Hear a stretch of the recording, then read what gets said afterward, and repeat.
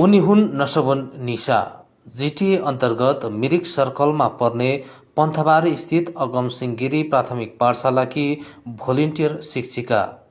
9 दिसम्बर 2004मा दार्जिलिङ गोर्खा पार्वत्य परिषदको पालोमा उनी पहिलोपल्ट सिएनएस प्रोजेक्ट मार्फत मनभरि ठूलो आशा लिएर शिक्षिका भएर पाठशाला आइन्। तर पछि गएर उक्त प्रोजेक्ट हराएर गयो। त्यसपछि निशाले सरहरूको सल्लाह अनुसार फेरि पाठशालामा भोलिन्टियर शिक्षिकाको रूपमा कार्य गर्न थालिन्। उनले पाठशालामा भोलिन्टियर शिक्षिकाको रूपमा शिक्षादान गर्दै आएको लगभग 18-19 वर्ष पुग्यो।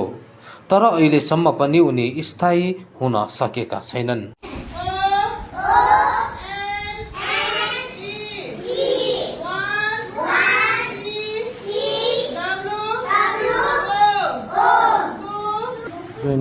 म 2004मै आएको। यहाँनिर सिएनएस भन्ने थियो एउटा प्रोजेक्ट, अन्त वेस्टको मार्फत चाहिँ आएको थियौँ होइन। तर त्यो सिएनएसको प्रोजेक्ट चाहिँ उठेर अन्त हाम्रो सरले चाहिँ गर्दै गर्नु एक दिन हुन्छ भन्ने एउटा आशा थियो। अनि त्यतिकै गर्दै गर्दै आज 18-19 वर्ष बितिसक्यो, केही भएन अहिलेसम्म। 18-19 वर्षमा केही भएको छैन।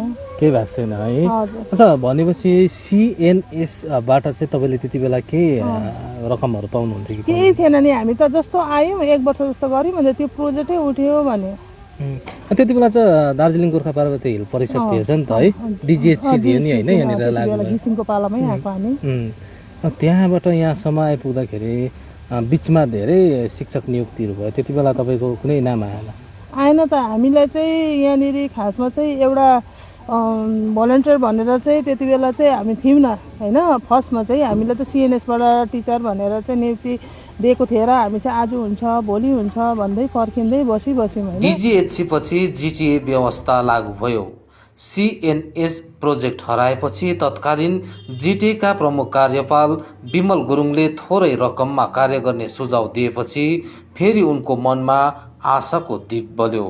तर त्यहाँबाट पनि केही भएन। पछाडि चाहिँ अन्तखेरि हामीलाई एउटा सानो पैसामा चाहिँ तिमीहरू गर्दै गर्ने भन्ने पनि भयो। विमल गुरुङ आएपछि चाहिँ होइन गर्दै गर्ने भयो। त्यहाँको त्यो जिटिए भएपछि विमल गुरुङले गर्दै गर्ने तिमीहरूलाई हेर्छु भन्ने एउटा कञ्चनजङ्घा भन्ने रहेछ नि विमल गुरुङ, कञ्चनजङ्घा पब्लिक स्कुल।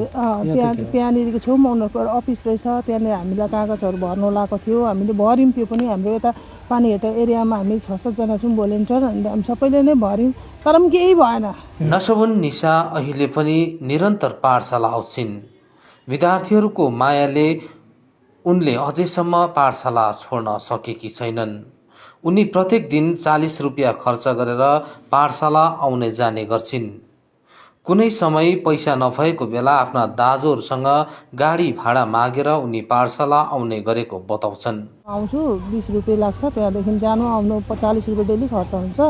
अन्त त्यो सरसँग चाहिँ फेरि तिरानी गोलाइदेखि चाहिँ म यता सरसँग आउँछु स्कुल चाहिँ।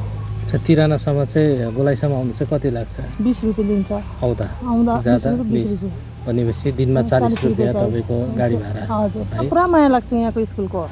यहाँ चाहिँ नानीहरू यस्तो नानीहरू थियो। पहिला म आउँदा त जाँडको भात खाएँ भन्थ्यो, म पनि बुझ्दिनँ थियो जाँडको भात भन्ने चाहिँ के हो। अन्त त्यस्तो खान्थ्यो। अन्तखेरि मलाई पुरा माया लाग्छ होइन। अन्त दाजुहरूलाई पैसा मागेर भने भाडा चाहिँ उनीहरूलाई मागेर चाहिँ म चाहिँ आउँछु, तर स्कुल चाहिँ आउँछु। पाठशालामा पहिलेका हेड सरले आफ्नै गोजीबाट कुनै बेला नशबनलाई अलिकति खर्च दिने गर्थे।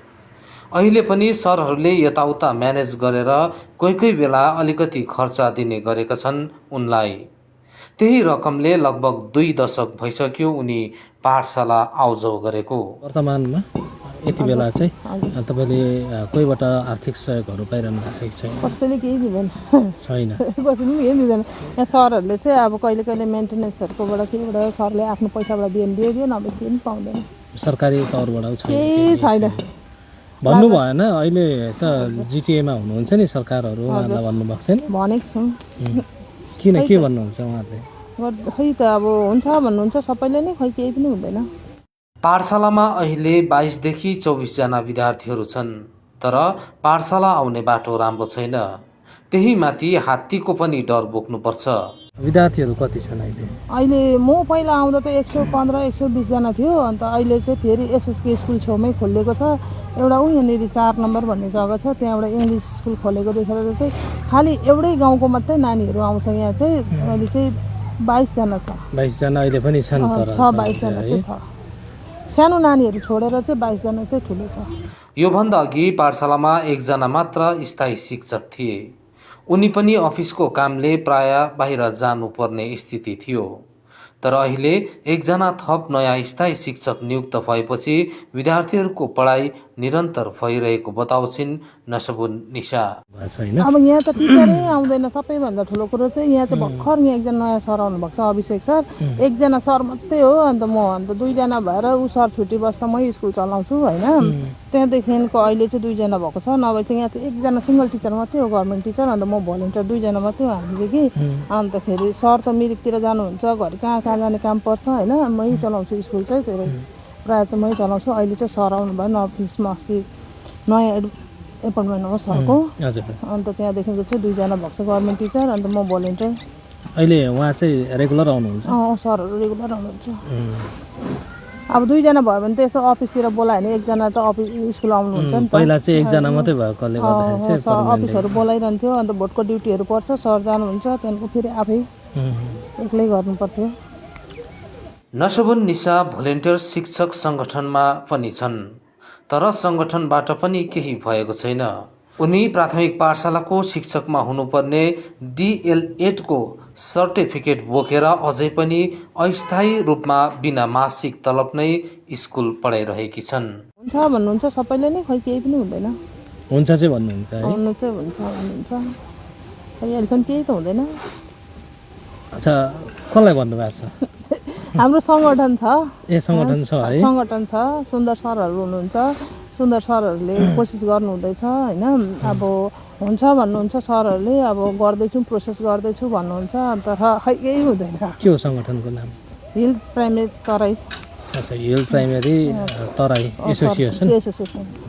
यो सङ्गठनमा चाहिँ हुनुहुन्छ? हजुर। र सङ्गठनबाट पनि त्यस्तो अहिलेसम्म भनेको जस्तो भएको छैन? केही भएको छैन।